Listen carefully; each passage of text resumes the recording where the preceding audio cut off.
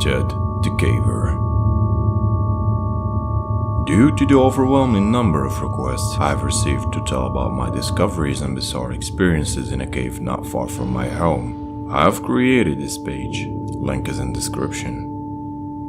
I will outline the events that happened to me during the past few months, beginning with my journey into a familiar cave in December 2000 and ending, well, it hasn't actually ended yet. I will use my caving journal as the text to tell about my recent experience. I will give them to you as I experience them in chronological order. I have included photographs that were taken during my many trips into the cave. I have also created a few illustrations to help the reader get a better idea of what things looked like in the cave. All of the photos were taken by me or one of the few people I went to the cave with.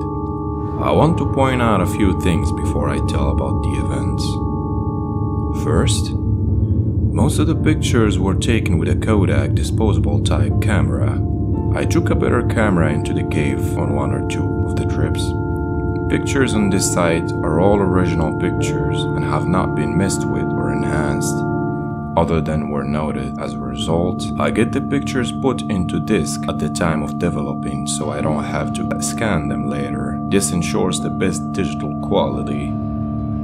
2. I will not reveal the name of other people involved in this experience.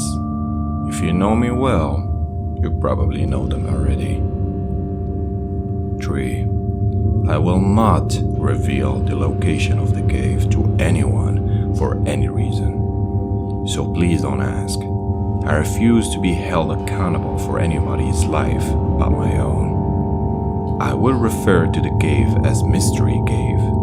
That it's not its real name. If you think these events sound far-fetched, I agree. I would come to the same conclusion had I not experienced them. I will try to finish this site as soon as possible. Check the date on the main page to see where I've made updates. To protect myself from people who might want to copy this site, I included the following.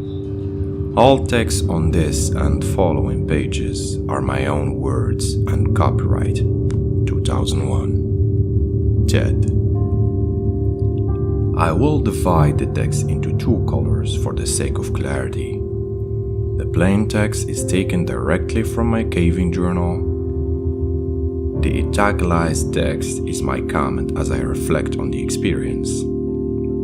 I will do my best to convey the thoughts and feelings I had during the entire event.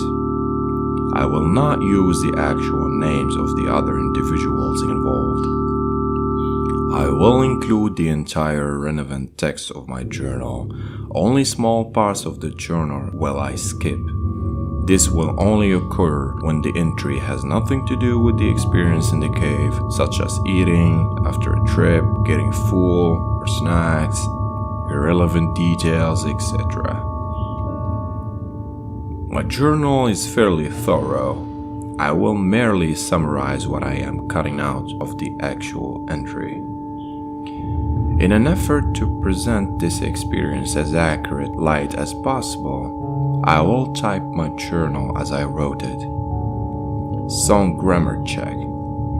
Please overlook my errors. My additional comments will help to clarify things I wrote in my journal.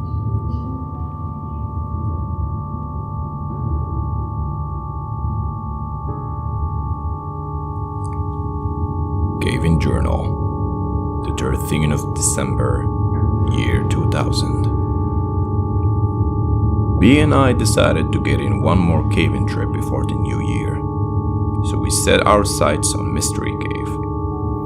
Not a particular cave, but since neither of us has been caving in a while, it would be nice to go to any cave. There was a bit of excitement to this trip. There was a small passage in the lower portion of the cave that I wanted to check out to see if it was possible to get past it. It had a small opening, but lots of air blowing out of it, even though it is way too small to climb through. I had never even checked to see what was inside the passage. We got our gear loaded up and hit the road by 3 p.m. We got to the cave in a great time, since P likes to drive fast. We anchored from the usual tree and began to rappel into the cave. I went down first and got my gear together, while B came down. I will refer to B many times. We have been caving together for many months now. He was injured in a cave accident a few years ago and was told he would never walk again. Through hard work, not only he walks, but can get around very well in caves. The trickier parts of caves might slow him down a bit, but he can make it. He patiently walks through an obstacle until he gets past it. As for the reference to the small opening in the cave, there was a saying among cavers: if it blows, it goes, meaning if a passage has a good flow of air, it is possibly worth investigating. After we explored all the usual passages, we climbed down to check out the hole. The hole is located down in the cave, near the lowest part of the cave. It is on the side of a cave wall, about 3 feet from the floor. To look inside the hole, I had to kneel down to duck under an overhang of rock. I used my backup mini MacLeod and held it inside the hole to see what I could see. I was excited by what I saw. The wall around the hole was around 3 to 5 inches thick. It led into a tight passage. The passage opened up a bit just inside the hole. It continued back about 10 to 12 feet in a small crawl space. After that, it seemed to really open up. Although how much we couldn't tell, this could be a virgin passage. Obviously no one has passed through this route, but there could be a way into the passage from the other side. To even get to the crawl space, we would have to enlarge the opening. Currently it is about the size of my fist. Once we get past the opening, we would have a tight crawl back to where it opened up. It would take some work, but we thought we could do it. We sat down for a few minutes to rest and contemplate our plan of attack. While we sat there in the darkness, we could hear the wind howling from other side of the passage. It was low, eerie noise. We could also hear a low rumble from time to time. No big deal though. The cave is in the vicinity of a highway that has heavy trucks drive on it. We figured the rumble was the effect of the trucks resonating through the rocks. We determined that our best plan would be to haul a cordless drill into the cave to drill into the rock. Then we could take a ball pin and a small sledgehammer and break up the rock. It seemed pretty straightforward. We could widen the bit of the hole big enough to squeeze in and see what was inside the other side. The efforts to haul all the equipment down to the hole would be pain, but we hoped it would be worth it. I named the passage Floyd's Tomb after Floyd Collins. It seemed to look like the tight spot where Floyd spent his last miserable days on Earth. Floyd Collins was a caver back in the early 90s. He got stuck in a tight crawl space and was unable to free himself. It is an amazing story that is detailed in a book called Trapped. The Story of Floyd Collins. I think that was the title. I don't recall the author.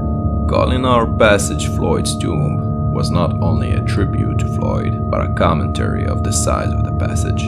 It is funny how simple I thought it was going to be. I figured a 3 hours work and we could be in. Had I known how long it was going to take, I thought I would have even begun the project. Had I known what I was going to experience in the cave, I never would have returned. We gathered up our gear and headed for the surface. Normally, I couldn't care less if I ever came back into the cave.